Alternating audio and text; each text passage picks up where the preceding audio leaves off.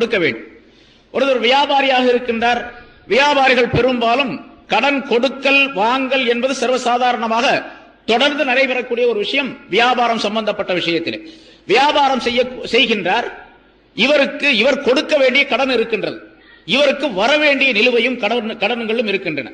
இந்த நிலையில இவர் எப்படி ஜகாத்து கொடுப்பது என்றால், அந்த கடன் தொகையை பொறுத்து அதனுடைய முறைகளை நாம் கணக்கிட வேண்டும். ஜகாத் வியாபாரம் செய்யக்கூடிய ஒரு மனிதர், இவருக்கு ஒரு 50,000 ரூபாய் வெளியிலிருந்து கடன் வர வேண்டியது இருக்கின்றது என்று வைத்துக் கொள்வோம். கடன் வர வேண்டியது இருக்கின்றது. இவரிடத்தில் இருக்கக்கூடிய சரக்குகள் 1,00,000 ரூபாய் இருக்கின்றது என்றால், இவர் வர வேண்டிய அந்த கடனையும் சேர்த்து கணக்கிட்டு 1,50,000 லட்சம் ரூபாய்க்கு ஒரு ஜகாத்து கொடுக்க வேண்டும். அதே நேரத்தில் இவர் கொடுக்க வேண்டிய கடன் இருக்கின்றது, இவர் அடுத்தவருக்கு கடன் கொடுக்க வேண்டும். அது ஒரு 25,000 ரூபாய் இருக்கின்றது என்று வைத்துக் கொள்வோம். கொடுக்க வேண்டிய கடனை அதிலிருந்து கழித்து விட வேண்டும். கொடுக்க வேண்டிய கடனை கழித்து விட்டு வர வேண்டிய கடனை சேர்த்து கொண்டு கணக்கு பார்த்து ஜகாத்து கொடுக்கப்பட வேண்டும். சரி, இந்த வர வேண்டிய கடன் இருக்குது பாருங்க, அந்த கடன்ல 3 வகையான அமைப்புகள் இருக்கின்றன. இவருக்கு வந்து சேர வேண்டிய கடன்களிலே 3 வகையான நிலைகள் இருக்கின்றன. சில பேர் கடன் கொடுத்திருப்பார், அந்த கடன் நிச்சயமாக வந்து சேரும் என்ற எண்ணம் உறுதி இவரிடத்தில் இருக்கின்றது. ஏனென்றால் கடன் கொடுத்ததற்காக வேண்டி அவர் எழுதி வாங்கி இருக்கின்றார், அல்லது நம்பிக்கையான ஒரு மனிதரிடத்தில் கடன் கொடுத்திருக்கின்றார். கொடுக்கப்பட்ட அந்த கடன் நிச்சயமாக வந்து சேரும் என்ற உறுதியான எண்ணம் அவருக்கு இருந்தால், உறுதியான நிலை இருந்தால், அந்த கடனுக்கு பேர் தைன கவி, உறுதியான கடன், நிச்சயமாக அது வந்து சேர்ந்து விடும் என்ற நம்பிக்கை அவருக்கு உண்டு. இப்ப அந்த கடனுக்கும் சேர்த்து இவர் ஜகாத்து கொடுக்க வேண்டும். இவருக்கு வர வேண்டிய அந்த கடனுக்கும் சேர்த்து ஜகாத்து கொடுக்க வேண்டும். இன்னொரு கடன் இருக்கிறது, தைன முத்தவஸ்ஸித், நடுநிலையான கடன் என்பதாக சொல்லப்படும். அது இவருடைய ஒரு வீட்டை விற்பனை செய்திருக்கின்றார், அல்லது ஒரு நிலத்தை விற்பனை செய்திருக்கின்றார், அல்லது இவருடைய ஏதாவது ஒரு பொருளை விற்பனை செய்திருக்கின்றார். விற்பனை செய்து ஒப்பந்தம் செய்யப்பட்டு இருக்கின்றது, ஆனால் இன்னும் பணம் வந்து சேரவில்லை. வீட்டை வித்த பணம், நிலத்தை வித்த பணம், அல்லது வேறு ஏதேனும் ஒரு பொருளை விற்ற பணம் இன்னும் வந்து சேரவில்லை. இப்ப அந்த பணம் வந்து சேர்ந்தால்தான் இவருக்கு உறுதி என்பது நிலையாகும். ஏன்னா அந்த வீட்டை வித்தாச்சு, சொல்லியாச்சு, ஆனால் அந்த பணம் வர வேண்டியதை எதிர்பார்த்து கொண்டு இருக்கின்றார். கடைசி நேரத்தில் அவர் வேணான்னு சொன்னாலும் சொல்லிடுவார், வாங்கின இந்த நம்ம செய்த ஒப்பந்தத்தை ரத்து பண்ணிடுவோம், உங்களுக்கு எவ்வளவு நஷ்டமாகுதோ அதை தந்துடுறேன் என்பதாக சொல்லி அதை ரத்து செய்யக்கூடிய சூழ்நிலை ஏற்படும். இப்ப வீட்டை விற்ற பணம், நிலத்தை விற்று இன்னும் வர வேண்டிய பணம் இருந்தால் அதற்கு பேர் தைன முத்தவஸ்ஸித் என்பதாக சொல்லப்படும். இப்ப அந்த பணம் எப்பொழுது இவரிடத்தில் வருகின்றதோ அப்பொழுதுதான் இவருக்கு ஜகாத்து வாஜிப். ஒரு வீடு இருக்குதுங்க, வீடு 10 லட்சம் ரூபாய் பெறும். வீடாக இருக்கும் பொழுது இவருக்கு ஜகாத்து வாஜிப் இல்லை, கடமை இல்லை. அந்த வீட்டை விற்பனை செய்து விட்டார், 10 லட்சம் ரூபாய்க்கு வித்துட்டார். ஆனா விற்ற பணம் இன்னும் வந்து சேரவில்லை. பணம் வந்து சேராத வரைக்கும் இவருக்கு ஜகாத்து கடமை இல்லை. எப்பொழுது பணம் வந்து இவரிடத்தில் சேர்ந்து விடுகின்றதோ அப்பொழுது ஜகாத்து கடமையாகும். இதுக்கு பேர் தைன முத்தவஸ்ஸித் என்பதாக சொல்லப்படும். இன்னொரு கடன் தைன லைஃப், பலவீனமான கடன் அப்படின்னு சொல்லப்படும். அது ஒரு மனிதருக்கு கடன் கொடுத்திருக்கின்றார், அதுக்கு சாட்சி எல்லாம் கிடையாது, நம்பிக்கை மேல கொடுத்தாரு, ஆனா அந்த ஆள் கொடுக்கவே இல்லை. கடனை வாங்கி 5 வருஷம் ஆச்சு, இன்னும் கொடுக்கவே இல்லை. இப்ப அந்த கடன் வரும் என்ற நம்பிக்கை இவருக்கு கிடையாது, அதிகபட்சமான நம்பிக்கை வரும் என்று கிடையாது. அது ரொம்ப நாள் ஆகிப்போச்சு. இப்பொழுது அப்படிப்பட்ட கடன், அந்த கடன் இருக்கு, அதுக்கு பேர் தைன லைஃப். அவர் கொடுத்தால் எப்பொழுது கொடுக்கின்றாரோ அந்த காலத்தில் அது அந்த பொருளுக்கு இவருக்கு ஜகாத் வாஜிபாகும். எப்பொழுது கொடுக்கின்றாரோ அந்த நேரத்தில் தான் ஜகாத். அது வரைக்கும் இது அவருடைய பொருள் அல்ல, ஏன்னா ஆதாரம் இல்லை, சாட்சி இல்லை, அவர் கொடுப்பார் என்ற நம்பிக்கையும் இல்லை. கொடுத்து விட்டால் கொடுத்த பிறகு ஜகாத் வாஜிபாகும் அந்த பொருளின் மீது, இல்லாவிட்டால் ஜகாத் வாஜிப் இல்லை. அதே போன்றுதான் ஒரு கணவன் மனைவிக்கு மகருடைய தொகை தர வேண்டும். மகர், ஏன்னா மகருங்கிறது உடனடியாக கொடுக்கப்பட வேண்டிய ஒன்று, ஆனால் உடனடியாக கொடுக்கவில்லை. மகர் தொகையை வைத்து கணவன் நிக்காஹ் செய்திருக்கின்றான், ஆனால் கணவன் இன்னும் அந்த மகர் தொகையை தரவில்லை. இப்பொழுது மகர் என்பது ஒரு கணிசமான தொகையாக இருக்கின்றது என்று வைத்துக் கொள்வோம். ஒரு 50,000 ரூபாய் மகர் வச்சு கல்யாணம் பண்ணியிருக்கார். இப்ப மனைவிக்கு அந்த பொருள் கொடுக்கப்பட வேண்டியது. மனைவியுடைய சொத்து ஒரு 50,000 ரூபாய் கணவனிடத்தில் இருக்கின்றது, மகர் தொகையாக இருக்கின்றது. கணவன் கொடுத்தால் இப்பொழுது ஜகாத் வாஜிப். கொடுக்கின்ற வரைக்கும் இந்த பெண் மீது ஜகாத், அந்த பொருளுக்கு ஜகாத் வாஜிப் கிடையாது. மகர் தொகை ஒரு 50,000 ரூபாய் கணவன் கொடுக்க வேண்டும். ஆனா என்ன கொடுக்கல. கொடுத்தா தான் ஜகாத் வாஜிப். எப்ப கொடுக்கிறாரோ அப்பதான். இது தைன லாய், பலவீனமான கடன் என்பதாக இதற்கு பெயர் சொல்லப்படும்.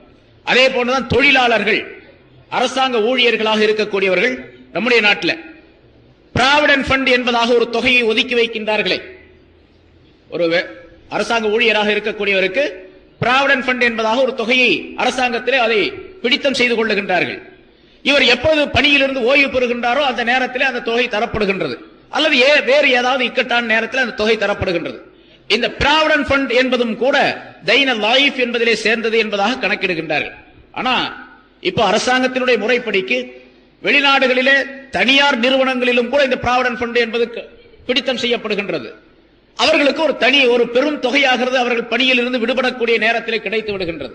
இது உறுதியாக கிடைக்கின்றது என்ற நம்பிக்கை முழுமையாக இருந்தால் அது உறுதியான கடனிலே சேரும். அல்லது அரசாங்கத்திலே இப்படி ஒரு நிலை இருக்கின்றது என்று வைத்துக் கொள்வோம். அந்த பிராவிடன்ட் ஃபண்ட்ல 2 விதமான நிலை வரும். உறுதியான கடனாகவும் ஆகலாம், பலவீனமான கடனாகவும் அது மாறலாம். உறுதியான கடன் என்பது இந்த 2 நிலைகளும் அரசாங்கத்தை பொறுத்து உள்ளது. ஒரு அரசாங்கத்திலே இப்படி சட்டம் இருக்கின்றது, பிராவிடன்ட் ஃபண்ட் என்று ஒவ்வொருவருக்கும் ஒரு தொகை ஒதுக்கப்படுகின்றது.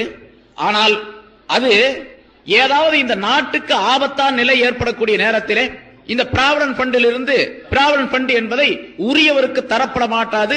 அது போர் நிதிக்காக வேண்டி சேர்க்கப்படும், அரசாங்கத்தினுடைய வேறு காரியங்களுக்கு உபயோகப்படுத்தப்படும் என்ற நிலை அரசாங்கத்தினுடைய உத்தரவாக இருந்தால் அப்பொழுது அது பலவீனமாக கடனை சேர்ந்தது. எப்ப வருதோ அப்பதான் கொடுக்கணும், ஏன்னா அது உறுதி கிடையாது. ஆனால் ஒரு அரசாங்கத்தில் இப்படி இருக்கின்றது, நிச்சயமாக அந்த பிராவிடன்ட் ஃபண்ட் என்பது அந்த மனிதரை சார்ந்ததுதான், அது அரசாங்கத்தை எந்த வகையிலும் சாராது. எந்த நிலை ஏற்பட்டாலும் அரசாங்கம் அந்த பொருளை எடுத்துக்கொள்ளாது என்ற நிலை இருந்தால் அப்பொழுது உறுதியான கடன் என்பதிலே சேரும். அந்த பொருளுக்கும் சேர்த்து இவர் ஜகாத்து கொடுக்க வேண்டும். ஏன்னா இவருடைய பொருள் தான் அது, அரசாங்கத்தின் மூலமாக அது பாதுகாத்து வைக்கப்பட்டு இருக்கின்றது. இப்ப கடன் என்பதிலே இப்படிப்பட்ட நிலைகள், இப்படி ஏராளமான விளக்கங்கள் அந்த கடன் சம்பந்தப்பட்ட விஷயத்தில் இருக்கின்றன. சந்தேகம் வரக்கூடியவர்கள் அந்த முறையை கேட்டு தெளிவுபடுத்திக் கொள்ள வேண்டும். இப்போது ஜகாத் என்ற இந்த அமைப்பு இருக்கின்றது, இது மனிதனுடைய இங்க என்ன எனக்கு தலைப்பு என்னன்னு கேட்டா, வறுமை ஒழிப்பிற்கு ஜகாத்தின் பங்கு. ஜகாத்து எந்த அளவுக்கு வறுமை ஒழிப்புக்கு பயன்படுகின்றது அப்படின்னு.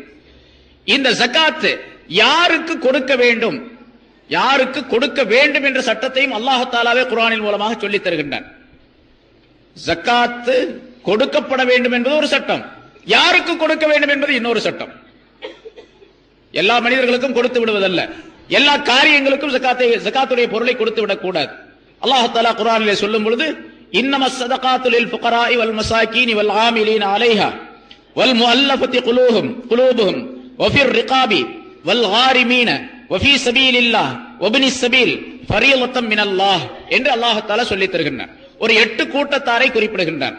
அதிலே முதலாவதாக இந்த ஜகாத் என்பது ஃபகீர்களுக்கும் மிஸ்கீன்களுக்கும் உரியது என்பதாக முதலாவதாக சொல்லுகின்றான். ஃபகீர் என்று ஒரு சாரார், மிஸ்கீன் என்று மற்றொரு சாரார். ஃபகீர் என்றால் யார், மிஸ்கீன் என்றால் யார் என்பதற்கு தனித்தனி விளக்கங்கள் நிறைய இருக்கின்றன. இமாம் அபூ ஹனீஃபா ரஹ்மத்துல்லாஹி அலைஹி அவர்கள் சொல்லுகின்றார்கள், ஃபகீர் என்று சொன்னால் இந்த நிசாப் என்று சொன்னோமே ஜகாத்துடைய மினிமம் தொகை, குறைந்தபட்ச தொகை, அதை விட குறைவாக உள்ளவர். இப்ப 4000 ரூபாய் கணக்கு சொல்றோம், 612 கிராம் வெள்ளி என்பதாக சொன்னோம். அதை விட குறைவாக ஒரு இடத்தில் பொருள் இருக்கின்றது, ஒரு 1000 ரூபாய் இருக்குது, 500 ரூபாய் இருக்குது, 2000 ரூபாய் இருக்குது, இவருக்கு பேர் ஃபகீர். மிஸ்கீன் என்று சொன்னால் அன்றைக்கு சம்பாதித்து சாப்பிடக்கூடியவர், அவரிடத்தில் பொருள் எதுவுமே கையில் இருப்பதில்லை, அன்னைக்கு சம்பாதிப்பார் சாப்பிடுவார், அவ்வளவுதான், இவருக்கு பேர் மிஸ்கீன். இது அபூ ஹனீஃபா ரஹ்மத்துல்லாஹி விளக்கம். இமாம் ஷாஃபி ரஹ்மத்துல்லாஹி இதுக்கு மாத்தமா சொல்றாங்க. இப்ப ஃபகீருக்கு என்ன விளக்கம் சொல்லணுமோ அது மிஸ்கீனுக்கு சொல்லக்கூடிய விளக்கத்தை ஃபகீருக்கும் இமாம் ஷாஃபி ரஹ்மத்துல்லாஹி சொல்லுகின்றார்கள். ஃபகீர் என்று சொன்னால் அன்றாடம் சம்பாதித்து சாப்பிடக்கூடிய மனிதர். மிஸ்கீன் என்று சொன்னால் குறைந்தபட்ச பொருள் இருக்கின்றதே, நிசாப் இருக்கிறது, அதை விட குறைவாக பொருள் உள்ள மனிதர். எப்படியோ ஜகாத்து கொடுப்பதற்கு பொருள் இல்லாத மனிதர் அவர், அந்த அளவுக்கு பொருள் கிடையாது. இவருக்கு பேர் தான் ஃபகீர் மிஸ்கீன் என்பதாக சொல்லப்படும். இவங்க 2 பேர், ஃபகீர் ஒருவர், மிஸ்கீன் ஒருவர், இவருக்கு கொடுக்க வேண்டும். மூன்றாவதாக வல் ஆமிலீன அலைஹா, அந்த ஜகாத்தை வசூல் செய்யக்கூடிய மனிதர்கள். ஜகாத்தை வசூல் செய்வதற்காக வேண்டி, ஜகாத்துடைய பொருளை பாதுகாப்பதற்காக வேண்டி ஏற்படுத்தப்பட்ட மனிதர்களுக்கு பேர் ஆமில் என்பதாக சொல்லப்படும். ஸல்லல்லாஹு அலைஹி வஸல்லம் அவர்கள் ஜகாத்துடைய இந்த சட்டம் வந்த பின்னாலே சில மனிதர்களை நியமனம் செய்து, சஹாபாக்களை நியமனம் செய்து ஒவ்வொரு வீடாக சென்று அவரிடத்தில் எவ்வளவு சொத்துக்கள் இருக்கின்றன, இந்த சொத்து கணக்கெடுப்பு இருக்குது பாருங்க. இப்ப அரசாங்கத்துல செய்யறாங்க. அரசாங்க ஊழியர்களாக இருந்தால் அது கட்டாயம் செய்கிறாங்க.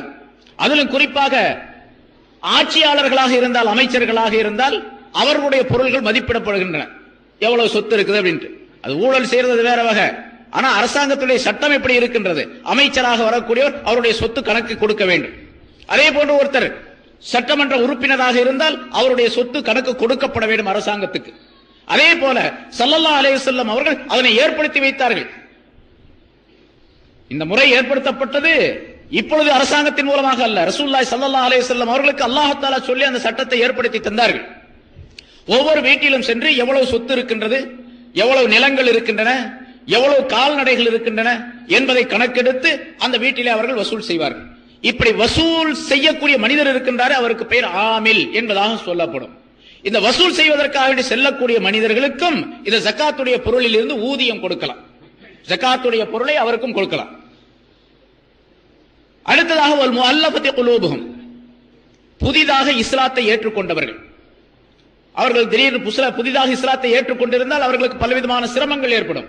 அதன் காரணமாக இந்த ஜக்காத்துடைய பொருளை அவர்களுக்கு கொடுத்து அவர்களை இந்த இஸ்லாத்தில் நிலை பெறச் செய்வது. ஒவ்வொன்றுக்கும் நீண்ட விளக்கங்கள் இருக்கின்றன. சுருக்கமாக இந்த யாரு ஜக்காத்து பெற தகுதியானவர்கள் என்பதை நாம் தெரிந்து கொள்ள வேண்டும்.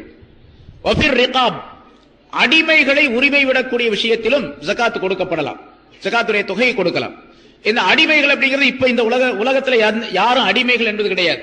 இஸ்லாத்தில ஷரியத்தினுடைய முறைப்படிக்கு அடிமை என்பதாக நாம் யாரை சொல்லுகின்றோமோ, அல்லாஹ் குர்ஆனிலே சொல்லுகின்றான், ஸல்லல்லாஹு அலைஹி வஸல்லம் ஹதீஸ்களிலே சொல்லித் தருகின்றார்கள். அடிமைகள் என்பதாக நாம் கருதுகின்றோமோ சொல்லுகின்றோமோ அந்த அடிமைகள் யாருமே கிடையாது.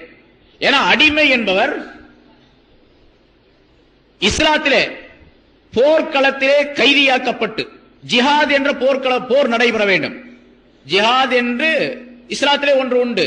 அது இந்த தீனை பாதுகாப்பதற்காக வேண்டி, தீனை மேலோங்க செய்வதற்காக வேண்டி, எதிரிகளிடத்திலிருந்து தங்களை தற்காத்துக் கொள்வதற்காக வேண்டி புரியப்படக்கூடிய போருக்கு பெயர் ஜிஹாத் என்பதாக சொல்லப்படும். மற்றவர்களுக்கும் முஸ்லிம்களுக்கும் மத்தியிலே அப்படிப்பட்ட போர் நடைபெற்று அந்த போரிலே கைதிகளாக பிடிக்கப்பட்ட எதிரிகள் இருக்கின்றார்கள், அவர்கள் அடிமைகள் என்பதாக கருதப்படுவார்கள். அப்படிப்பட்ட நிலை, அடிமைத்தனம் என்பது இப்பொழுது அறவே கிடையாது. அடிமைகள் என்பவர்கள் யாரும் கிடையாது. அதனால இந்த அடிமைகளுடைய விஷயத்திலே ஜகாத்துடைய பொருளை செலவு செய்வது என்பது இப்பொழுது கிடையாது. அடுத்ததாக வல் காரிமீன், கடனாளிகள், கடன் பட்டவர்களாக இருந்து கொண்டிருக்கின்றார்கள். அந்த கடனாளிகளுக்கும் ஜகாத்துடைய பொருளில் இருந்து கொடுக்கலாம். அவரிடத்தில் பொருள் இருக்கின்றது, ஆனால் கடன் சுமை அதிகமாக இருக்கின்றது அவருக்கு. அப்படிப்பட்ட அந்த கடனாளிகளுக்கு கடனை நிறைவேற்றுவதற்காக வேண்டி, தீர்த்து வைப்பதற்காக வேண்டி ஜகாத்துடைய பொருளில் இருந்து வழங்குவது. வஃபீ சபீலில்லாஹ், அல்லாஹ்வுடைய பாதையிலே ஈடுபட்டு இருக்கக்கூடியவர். அல்லாஹ்வுடைய பாதையிலே ஈடுபட்டு இருக்கக்கூடியவர் என்பது முதலாவது சொல்லப்பட்டபடி ஜிஹாத், போரிலே ஈடுபட்டு இருக்கக்கூடியவருக்கு பேர் அல்லாஹ்வுடைய பாதையிலே ஈடுபட்டு இருப்பவர். அந்த அல்லாஹ்வுடைய பாதையிலே இருக்கக்கூடியவர், ஈடுபட்டு இருக்கக்கூடியவர் என்ற வரிசையிலே மார்க்க கல்வியை கற்றுக்கொள்ளக்கூடியவர், கற்றுக் கொடுக்கக்கூடியவர், கற்றுக் கொடுக்கக்கூடிய ஆலிம், கற்றுக் கொள்ளக்கூடிய மாணவர், இந்த இரு சாரார்களும் அதிலே சேர்க்கப்படுகின்றார்கள். அதே போன்று அல்லாஹ்வுடைய பாதையிலே என்று சொல்லப்படும் பொழுது ஒருவர் ஹஜ்ஜுக்காக வேண்டி புறப்பட்டு செல்லுகின்றார். அவருக்கு அந்த ஹஜ்ஜுக்கு போதுமான குறைந்தபட்ச பொருள் அவரிடத்தில் இருக்கின்றது. இருந்தாலும் இன்னும் கொஞ்சம் பொருள் அவரிடத்தில் இருந்தால் கொஞ்சம் தாராளமாக அவர் செலவு செய்ய முடியும் ஹஜ்ஜுக்காக வேண்டி என்று இருந்தால் அவருக்காக வேண்டியும் இந்த பொருளை, ஜகாத்துடைய பொருளை கொடுக்கலாம். எட்டாவதாக ஒபினி சபீல், வழிப்போக்கராக இருக்கக்கூடியவர். வேறூரில் இருந்து இங்கே வந்திருக்கின்றார். அவர் வந்த இடத்திலே அவரிடத்திலிருந்து பொருள் சரியாகிவிட்டது, அல்லது பொருளாதாரத்தில் சிரமப்பட்டுக் கொண்டிருக்கின்றார். ஊருக்கு போய் சேர்வதற்குரிய வழிவகைகள் அவரிடத்தில் இல்லை என்று சொன்னால் இந்த ஜகாத்துடைய பொருள் இருந்து அவருக்கு கொடுக்கலாம். சரி, இங்க 8 கூட்டத்தார், விளக்கங்கள் நிறைய சொல்ல வேண்டியதற்கு நேரம் இல்லாது. இந்த 8 கூட்டத்தார்களிலே அந்த முதல்ல சொல்லப்பட்டபடி அடிமைகளுக்காக வேண்டி செலவு செய்தல், ஜகாத்து பொருளை கொடுத்தல் என்பது இப்பொழுது கிடையாது, அதை விட்டுடும். அதே மாதிரி சில உலமாக்கள், ஃபுகஹாக்களுடைய அபிப்பிராயப்படி வல் முஅல்லஃபத்தி குலூபுஹும், புதிதாக இஸ்லாத்தை ஏற்றுக்கொண்டவர்கள் என்பதாக சொல்லப்பட்டிருக்கிறது, அவர்களும் இப்பொழுது கிடையாது. ஏனென்று சொன்னால் ஆரம்ப காலகட்டத்திலே ரசூலுல்லாஹி ஸல்லல்லாஹு அலைஹி வஸல்லம் அவருடைய காலத்திலே இஸ்லாத்தை ஏற்றுக்கொண்டவர்கள் மிகப்பெரிய சிரமப்பட்டார்கள். அவர்களுக்கு இப்படி பைத்துல் மால் என்ற இந்த ஜகாத்துடைய நிதியிலிருந்து, பைத்துல் மாலில் சேர்க்கப்பட்ட அந்த ஜகாத்துடைய நிதியிலிருந்து பொருள் கொடுத்து அவர்களை இஸ்லாத்திலே நிலைத்திருக்க செய்யாவிட்டால் இஸ்லாத்தை விட்டு அவர்கள் சென்று விடுவார்கள், இஸ்லாம் என்பது இல்லாமல் ஆகிவிடும் என்ற ஒரு சூழ்நிலை, கட்டாயமான நிலை, நிர்பந்தமான நிலை இருந்தது. அந்த நேரத்திலே இந்த ஜகாத்துடைய பொருளை அவர்களுக்கு கொடுக்கலாம் என்ற சட்டத்தை அல்லாஹ் தஆலா சொல்லி வைத்தான். ஆனால் இஸ்லாம் இப்பொழுது வளர்ந்து துவங்கிவிட்டது, உலகம் முழுவதும் அது பரவி விட்டது.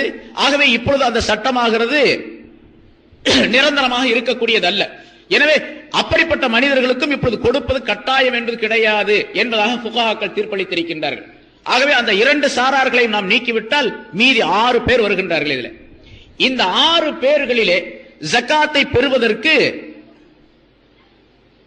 ஜகாத்துடைய தொகை மினிமம் நிசாப் என்பதாக சொன்னோமே, அதை விட குறைந்த அளவு பொருள் இருக்க வேண்டும். அவர் மிஸ்கீனாக ஃபகீராக இருக்கக்கூடிய நிலை இந்த 6 நபர்களிலே 5 நபர்களிடத்தில் இருக்க வேண்டும்.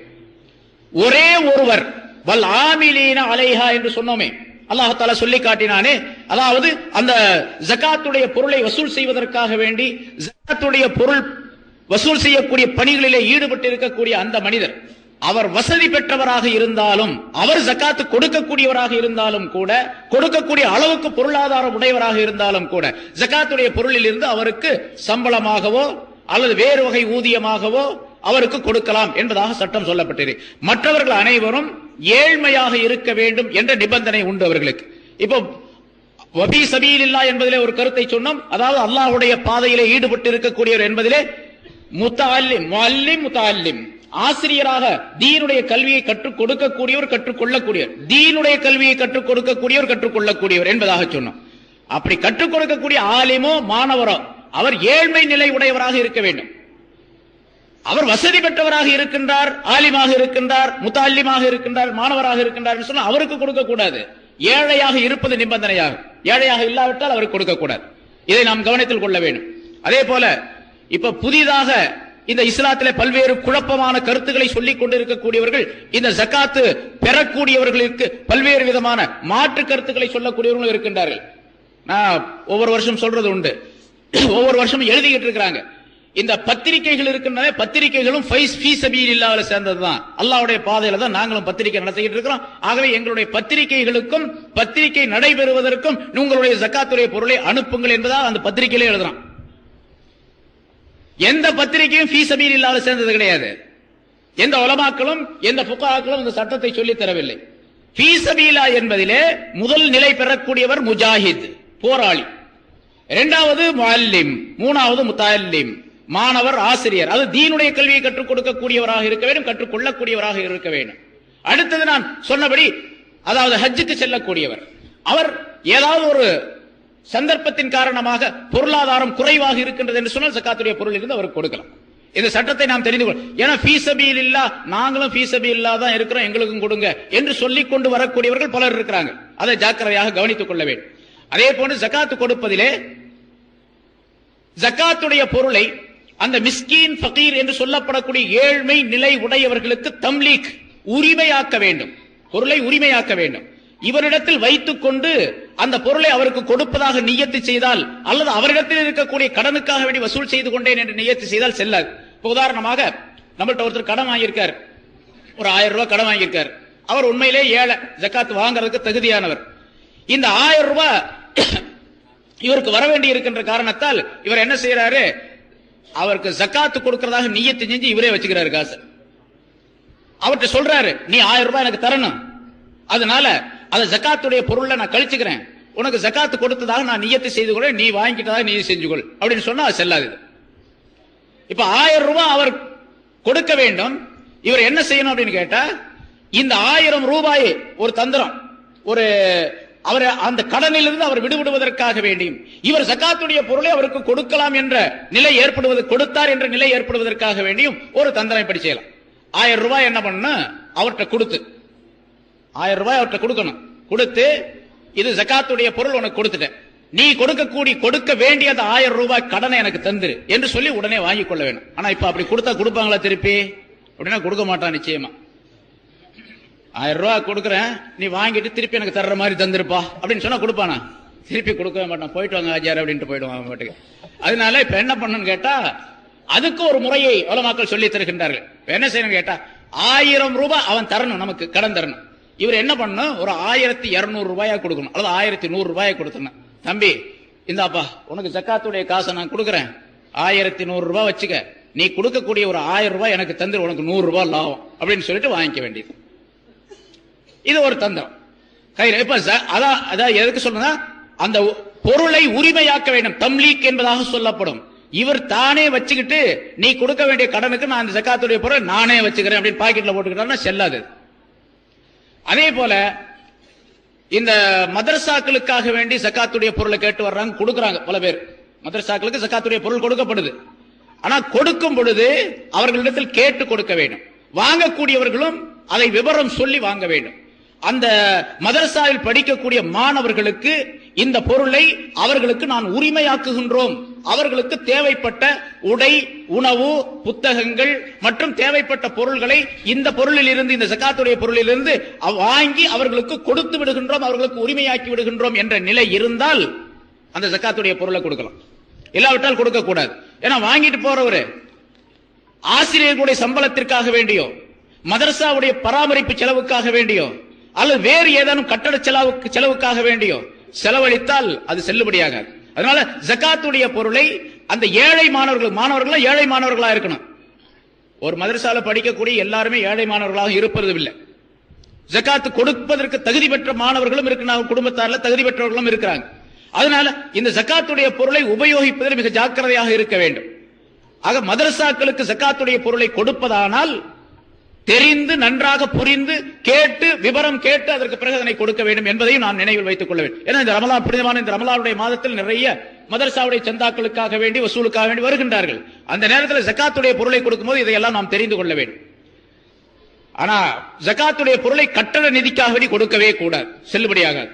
மஸ்ஜிதுகளுக்காக வேண்டி அல்லது வேறு பராமரிப்பு செலவுகளுக்காக வேண்டி, வேறு ஏதேனும் ஒரு தேவைக்காக வேண்டி வருகின்றார், ஒரு கட்டடத்துக்காக வேண்டியோ பராமரிப்புக்காக வேண்டியோ வேறு ஏதேனும் ஒரு காரணத்திற்காக வேண்டியோ வருகின்றார் என்று சொன்னால் கட்டடம் சம்பந்தப்பட்ட விஷயங்களுக்காக வேண்டி ஜக்காத்துடைய பொருளை கொடுப்பது செல்லுபடியாகாது. சில பேர் இந்த ஒவ்வொரு மஸ்ஜிதிலையும் நம்ம பார்க்கிறோம், ஜும்மா நாள்ல மற்ற நாள்கள்ல வசூல் செய்யறாங்க, துண்டு ஏந்தி வசூல் செய்யறாங்க. வெளியே போறவங்க ஜக்காத்துடைய பொருளை தாராளமான துண்டுல போட்டு போயிடுறாங்க, மஸ்ஜிதுக்கு வசூல் செய்யறாங்க. ஆனா அதுலயே இந்த ஜக்காத்துடைய பொருளை அந்த மஸ்ஜிதுக்காக கொடுத்துட்டு போயிடுறாங்க. அது கேட்கறதும் கிடையாது, விவரம் தெரியறதும் இல்லை. அப்படியே கொடுத்து கொண்டே இருக்கக்கூடிய பல மனிதர்கள் இருக்கின்றார்கள். ஜக்காத் அவர்களுக்கு நிறைவேறாது என்பதை நாம் கவனத்தில் கொள்ள வேண்டும். ஜக்காத்துடைய பொருளை ஃபகீர், மிஸ்கின், ஏழ்மை உடைய மனிதர்களுக்கு மட்டும் உரிமையாக்கி வைக்க வேண்டும், அவர்களுக்கு அதனை சொந்தமாக்கி வைக்க வேண்டும் என்பதை கவனத்தில் கொண்டு செயல்பட வேண்டும். இப்படி ஏராளமான விளக்கங்கள் இருக்கின்றன.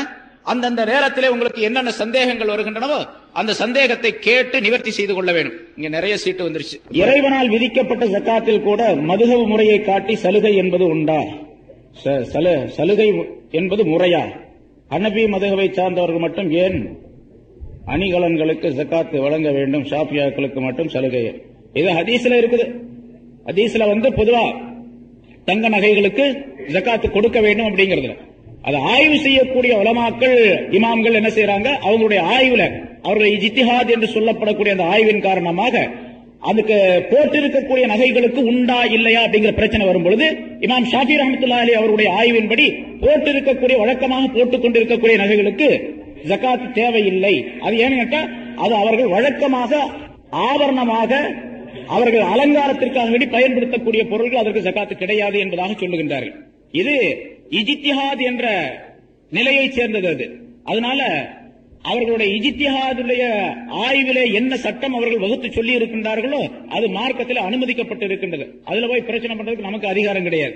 அதனால ஷாஃபி, ஹனபி என்ற மதுஹபினுடைய முறைப்படிக்கு எப்படி அதுக்கு விளக்கப்பட்டிருக்கோ அந்த விளக்கப்படி நாம் செயல்பட வேண்டுமே தவிர நம்ம போய் அதுல குறுக்கிட்டு இந்த முறை சரியில்லை அந்த முறை சரியில்லைன்னு சொல்றதுக்கு நமக்கு அதிகாரம் கிடையாது. இது முன்னால் நான் நம்ம நிறைய பிரச்சனை செய்யப்பட்டு இருக்கின்றது. மதுஹப் யாரு கூடாதுன்னு சொல்றாங்களோ அவங்க தான் இந்த பிரச்சனை பண்ணணும். மதுஹப் தேவையில்லை, இமாம்கள் தேவையில்லை. இப்ப ஒரு புது கொள்கை இருக்குது பாருங்க, அந்த புது கொள்கையின் படிக்க அங்க போயிட்டே இருக்கிறோம் அப்படின்னு சொல்றவங்க தான் இங்க பிரச்சனை பண்ணுமே தவிர மற்றவர்கள் இந்த பிரச்சனைக்கே வரக்கூடாது. அந்தந்த மதுஹபை சேர்ந்த இமாம்கள் என்ன சட்டங்களை சொல்லி இருக்கிறார்கள், சட்டங்களை கட்டாயமாக கடைபிடிக்க வேண்டும். நம்ம முன்னாலே சொல்லியிருக்கிறேன், பல தடவை சொல்லப்பட்டிருக்குது, நீங்க கேட்டும் இருப்பீங்க. அதை ஷரியாத்தை முழுமையாக பின்பற்ற வேண்டும் என்று சொன்னால் இமாம்களை பின்பற்றியாகும், மதுஹப் பின்பற்றியாகும். மதுஹபை பின்பற்றாமல் நான் ஷரியாத்தை பின்பற்றுகின்றேன் என்று சொல்வது முடியாது. ஏன்னா ஷரியாத் என்பது 4 அமைப்புகளை கொண்டது. குர்ஆன், ஹதீஸ், இஜ்மா, கியாஸ் என்று சொல்லப்படக்கூடிய 4 அமைப்புகளை கொண்டது. 4ல ஒண்ணு இல்லாவிட்டால் கூட இந்த ஷரியாத் முழுமை பெறுவது முடியாது அப்படிங்கிறது தெளிவாக சொல்லப்பட்ட விஷயம். அதை கவனத்தில் கொள்ள வேண்டும். அரசு ஊழியருக்கு விபத்து ஏற்பட்டு அதன் மூலம் சிகிச்சை செய்த பணம் வங்கியில் ரூபாய் 20,000 போல் உள்ளது. அதற்கு ஜகாத் கொடுக்க வேண்டுமா? விபத்து ஏற்பட்டு அதன் மூலம் சிகிச்சை செய்த பணமா, கிடைச்ச பணமா, என்ன சொல்றாங்க? நஷ்டம். அதுல கூட 20,000 ரூபாய் இருந்துச்சு ஜகாத்து கொடுக்கணும். ஏன்னா அது அவருடைய பணம் தானே, அரசாங்கத்தின் மூலமாக இவருடைய விபத்துக்காக கொடுக்கப்பட்டிருக்கு, அதுக்கு ஜகாத்து கொடுக்கணும். ஒருத்தருக்கு கொடுக்கக்கூடிய கடன் மற்றும் உள்ளது, இந்த பணத்தை சேர்த்தால் தான் ஜகாத்து வாஜிபாகும், இல்லை என்றால் ஜகாத்துடைய அளவு ஆகாது. இந்த சூழ்நிலையில் ஜகாத்து வாஜிபா, அதாவது வரக்கூடிய கடனை இருக்கக்கூடிய பொருளோடு சேர்ந்தா தான் ஜகாத்து வாஜிபாகும் அப்படிங்கிறாரு. அந்த வரக்கூடிய கடன் உறுதியான கடனா, நடுநிலையான கடனா, அல்லது பலவீனமான கடனா அப்படிங்கறத பார்த்து செய்யணும். உறுதியான கடன் என்பதாக இருந்தால் தான் இருக்கக்கூடிய காசோடு சேர்த்து ஜகாத்து வாஜிபாகுதா அப்படிங்கறத கவனிக்கணும். ஜகாத்து வாங்கி விற்பதற்கு உள்ள பொருள்களுக்கு உண்டு என்றார்கள். நிரந்தரமாக உற்பத்தி செய்யும் சாதனங்களின் மதிப்பை கணக்கு பார்த்து ஜகாத் கொடுக்க வேண்டுமா? என்னது? நிரந்தரமாக உற்பத்தி செய்யும் சாதனங்களின் மதிப்பை கணக்கு என்ன விளங்கல எனக்கு, அது என்னன்னு விளங்கல, நேரடியாக கேட்டுங்க. ஷரியாத் பைனான்ஸ் நடத்தி வருபவர்களிடமிருந்து முதலீடு பெற்று இருந்தால் அந்த முதலீட்டிற்கு முதலீட்டாளர் ஜகாத்து கொடுக்க வேண்டுமா, முதலீடு பெற்றவர் கொடுக்க வேண்டுமா? ஷரியாத் பைனான்ஸ் நடத்தி வருபவர்களிடமிருந்து முதலீடு பெற்று இருந்தால் அது கடனா வாங்கியிருக்காருன்னு அர்த்தம்ல. கடனா வாங்கிப்பட்டா ஜகாத்து எப்படி கொடுக்கும்? கடன் இருந்தா ஜகாத், அதாவது ஜகாத் எப்ப விதியாகும் அப்படின்னு கேட்டா, கடன் இருக்கக்கூடாது. கடன் போக மீதி பொருள் ஒரு இடத்துல இருக்கணும். என்கிட்ட 1 லட்சம் ரூபாய் இருக்குது, எனக்கு கடன் இருக்குது கொஞ்சம், அன்றைக்கு தேவை இருக்குது. இப்ப இது ரமலான் மாசம், வீட்டுக்கு துணிமணி எடுக்கணும், சாமான்கள் மற்ற பொருள்கள்லாம் வாங்கணும். என்னுடைய தேவைக்கு போக, கடன்கள் போக மீதி இருக்கக்கூடிய பொருளுக்கு தான் ஜகாத்து கொடுக்கணும். இப்ப முதலீட்டு ஷரியத் பைனான்ஸ் இருந்து கடன் வாங்கி இருக்கிறார் இவர், அதனால அந்த பொருளுக்கு இது கிடையாது. ஏன்னா இவர் வாங்கினது கடனா வாங்கியிருக்காரு, இவர் மீது கடன் சுமை இருக்கின்றது. கடன் இருக்கும்போது ஜகாத்து வாஜிப் கிடையாது அவருக்கு. சம்பளம் வாங்கினால் அதற்கு ஜகாத்து கொடுக்கலாமா? எது வாங்கினாலும் சரி, சம்பளம் வாங்கினாலும் சரி, கிம்பளம் வாங்கினாலும் சரி, அது அந்த நிசாபுடைய அளவு இருந்துச்சு அப்படின்னு சொன்னா ஜகாத்து கொடுக்க வேண்டும். நான் ஒண்ணு ஞாபகம் வச்சு, கிம்பளம் சொன்னோம்னா அதுக்கு அப்படிலாம் சொல்லிவிட்டாங்க அப்படின்ட்டு அதுக்கு சேர்த்து ஜகாத்து கொடுக்க. பொருள் ஹலாலா இருக்கணும். ஹலாலான பொருளில் இருந்து ஜகாத்தோ சதகாவோ கொடுத்தா தான் செல்லுபடியாகும். அல்லாஹ் தஆலா ஸல்லல்லாஹு அலைஹி வஸல்லம் அவர்கள் சொல்லுகின்றார்கள், இன்னல்லாஹ தய்யிப் லா யக்பலு இல்லா தய்யிப். அல்லாஹ் தஆலா பரிசுத்தமானவன், பரிசுத்தமான பொருளை தவிர வேற எதனையும் ஏற்றுக்கொள்ள மாட்டான் என்பதாக. எனவே ஜகாத்துடைய பொருள் கொடுக்கக்கூடிய அந்த ஜகாத்தோ சதகாவோ, ஜகாத்து கட்டாயமானது, சதகாங்கிறது உபரியானது. அது கொடுக்கப்படக்கூடிய நேரத்தில் ஹலாலான பொருள் இருந்து கொடுக்கணும். ஒரு ஹராமா பொருள் சம்பாதித்து எவ்வளவு எத்தனை கோடி கோடியாக பணம் கொடுத்தாலும் கூட செல்லுபடியாகாது. வெளித்தோட்டத்தில் இவர் ஜகாத்து கொடுக்கிறாரு, தர்மம் கொடுக்கிறாரு, இவர் பெரிய வள்ளல், கொடை வள்ளல் அப்படின்னு சொல்லலாமே தவிர அல்லாஹ்விடத்தில் இவர் தர்மம் கொடுத்தவராக ஆக முடியாது. அதனால பணம் பொருள் ஹலாலா இருக்கணும் என்பதை ஞாபகத்தில். எல்லாத்துக்குமே அது அசலு. தொழுகை, நோன்பு, ஜகாத்து, ஹஜ்ஜு எல்லாத்துக்குமே ஹலாலான பொருள் அசலாகும். ஹலாலான பொருள் அல்லாமல் ஜகாத்து கொடுத்தால் அது செல்லுபடி ஆகாது, அல்லாஹ்விடத்தில் அந்த நன்மையை பெற்றுக் கொள்ள முடியாது என்பதை கவனத்தில் வைத்துக் கொள்ள வேண்டும். அதே போல ஜகாத்து கொடுக்க வேண்டிய பொருளில் இருந்து ஒரு சிறு பகுதியை கூட நாம் வைத்துக் கொள்ளக்கூடாது. 1 லட்சம் ரூபாய் இருக்குது, 2,500 ரூபாய் ஜகாத்து இவருக்கு வாஜிப். 40 2,500 ரூபாய் கொடுத்தாங்க. 2,500 ரூபாயில 2,499 ரூபாய் கொடுத்தா 1 ரூபாய் ஒரு வச்சுக்கிட்டாருன்னு வச்சுங்க. அப்பவும் அந்த ஜகாத்துடைய பொருளில் இருந்து ஒரு பகுதி இவருடைய பொருளை கலந்திருக்குன்னு அர்த்தம். 1 ரூபாய் கலந்திருந்தாலும் கூட இவருடைய அந்த எல்லா பொருள்களையும் அது அழித்து நாசமாக்கிவிடும். எல்லா பொருளையும் அழித்து நாசமாக்கிவிடும். ஸல்லல்லாஹு அலைஹி வஸல்லம் அவர்கள் சொல்லுகின்றார்கள், மா ஹாலத்தத்தில் ஜகாத் மாலன் கத்தி இல்லா அஹ்லகத்துஹு. ஜகாத்துடைய பொருள் எந்த பொருளிலே கலந்து விடுகின்றதோ அந்த பொருளை இந்த பொருள் அழிக்காமல் விட்டு விடாது. ஜகாத்துடைய பொருள் எந்த பொருளிலே கலந்து விடுகின்றதோ அந்த பொருளை இந்த பொருள் அழிக்காமல் விட்டு விடாது. அதனால இந்த அழிவு அப்படிங்கிறது உலகத்திலேயே தெரியும் அல்லது மௌத்துக்கு பின்னால தெரியும். ஆகவே ஜகாத்துடைய சட்டங்கள் ஏராளமாக விரிவாக இருக்கின்றன. அதை கேட்டு தெரிந்து கொள்ள வேண்டும். அல்லாஹ் அப்படிப்பட்ட நல்ல பாக்கியத்தை நம் அனைவருக்கும் தந்தருள்வானாக என்று கேட்டு முடிக்கிறேன். வாஹிர் தாவானா அல்ஹம்துலில்லாஹி ரப்பில் ஆலமீன். அஸ்ஸலாமு அலைக்கும் வரஹ்மத்துல்லாஹி வபரகாத்துஹு.